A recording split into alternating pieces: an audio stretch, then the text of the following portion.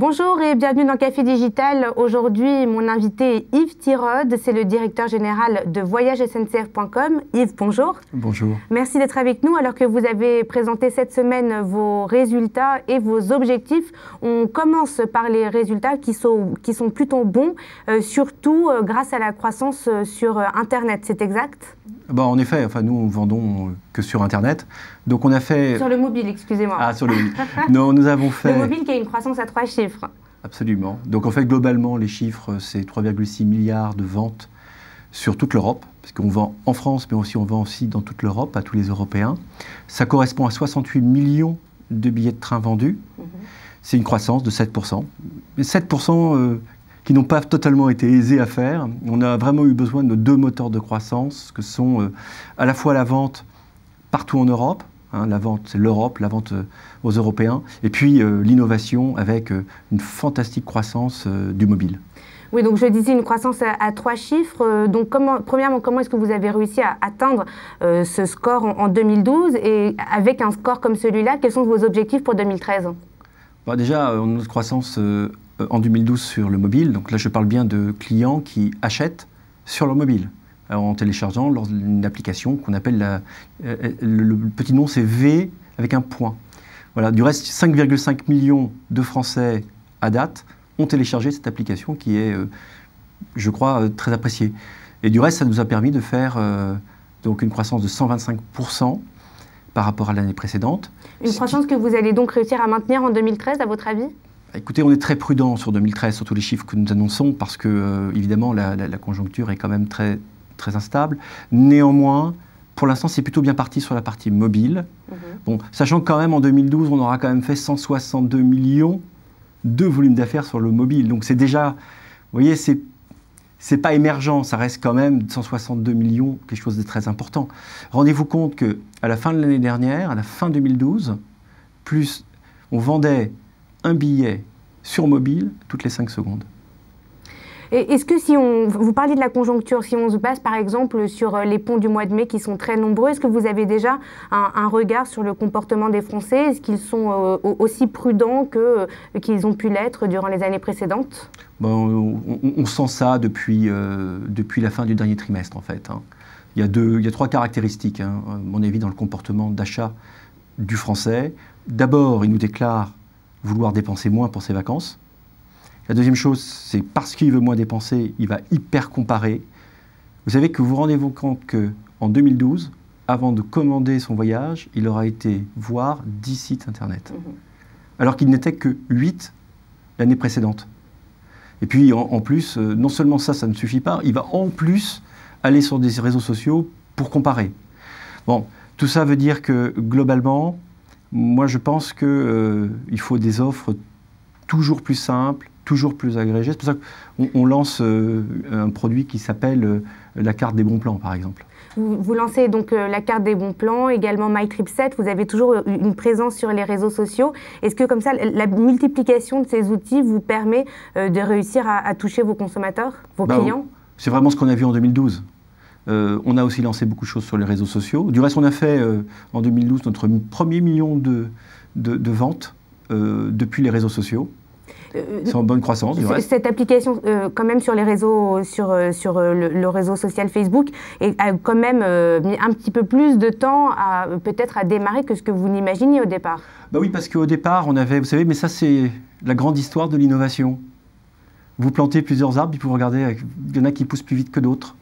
Mais le mobile a évidemment une croissance absolument vertigineuse et extrêmement rapide, et ça va continuer, je pense. Mais je ne méprise pas non plus la partie réseaux sociaux. Je pense que c'est quelque chose qui met plus de temps à se définir, mais des initiatives comme Mes amis, mes voyages ou Petits voyages entre amis sont des choses qui sont en train de rencontrer leur clientèle. On a l'impression que justement avec ces nouveaux outils, par exemple avec MyTripSet ou la carte des bons plans, vous permettez désormais à vos clients de ne plus choisir que le train, mais également une location de voiture, peut-être dont on a besoin pour un voyage ou même un trajet en avion. Est-ce que c'était une demande de vos clients? Est-ce que vous avez été forcé de leur proposer finalement autre chose qu'un billet de train? Bah oui, en fait, quand on interroge nos clients, ils nous disent des choses extrêmement claires. Moi, mon problème, c'est En fait, il y avait deux choses qui ressortent en ce moment dans le contexte que nous connaissons. C'est soit je veux partir en week-end et j'ai 100 €, où puis-je aller? Soit c'est je veux aller d'une adresse à une autre adresse, quels sont les meilleurs moyens de transport au meilleur coût pour pouvoir faire ce trajet?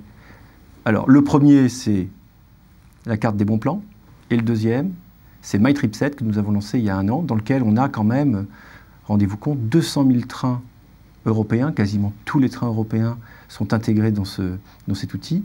Et puis on a aussi 180 compagnies aériennes. Vous avez également annoncé cette semaine, je change de sujet, le déploiement de la marque voyagesncf.com dans 12 pays européens, 12 ou 13 pays européens, avec des sites donc dans 6 langues. Quels sont les objectifs pour ce chantier-là, qui est gigantesque finalement de s'introduire dans quasiment toute l'Europe occidentale?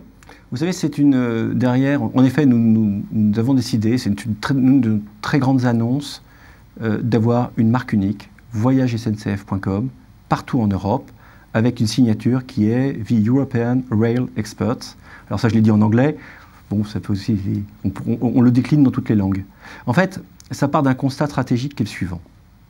Dans le monde du tourisme d'aujourd'hui, en fait, il y a de plus en plus d'acteurs spécialisés, des spécialistes de l'hôtel, des spécialistes des séjours, des spécialistes du vol, des spécialistes du train, comme nous, et qui sont très internationaux. Si vous voulez, il y a peut-être 3-4 ans, la compétition des agences de voyage en France, c'était un peu le championnat de France. Aujourd'hui, cette affaire est plutôt devenue les Jeux Olympiques tous les matins. Et donc, la seule solution pour nous, c'est de devenir plus globaux et d'avoir une promesse qui est très précise. Donc nous, notre marque, c'est l'Europe, enfin notre territoire, c'est l'Europe. Notre promesse, c'est vendre des billets de train en Europe et vendre aussi la destination France.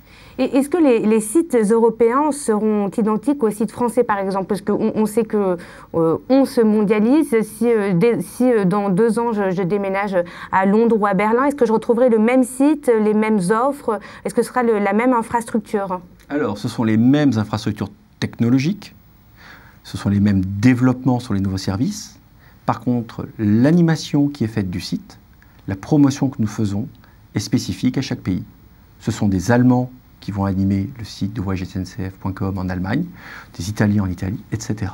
Enfin, de Lisbonne à Moscou, ce que nous voulons faire, ce n'est pas un seul site monolithique, sans saveur et sans spécificité culturelle. Ce que nous voulons faire, c'est de Lisbonne à Moscou, plein de sites qui répondent aux besoins des clients de chaque pays et qui font la promotion du train européen et aussi de la France. Un dernier mot, une dernière anecdote sur la façon dont les consommateurs européens se comportent. Est-ce qu'un voyageur français achète un billet de train de la même façon qu'un voyageur allemand, ou au même moment, ou au même prix? Quelles sont les attentes de chacun?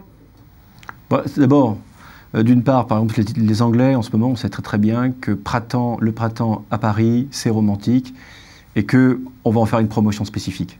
Ça ne sera pas forcément la même chose pour les Allemands. Donc, en fait, on joue avec l'ensemble des promotions qu'on a, l'ensemble des centres d'intérêt des différents pays, pour les mettre en scène de manière différente suivant les pays. Bon, même si, je le répète, nous avons mutualisé la technologie, nous avons mutualisé l'innovation, parce qu'il nous faut des économies d'échelle. Merci beaucoup Yves Tirode. Je vous remercie. Je rappelle que vous êtes le directeur général de voyagesncf.com. Café Digital, c'est tout pour aujourd'hui. On se retrouve la semaine prochaine avec un nouvel invité.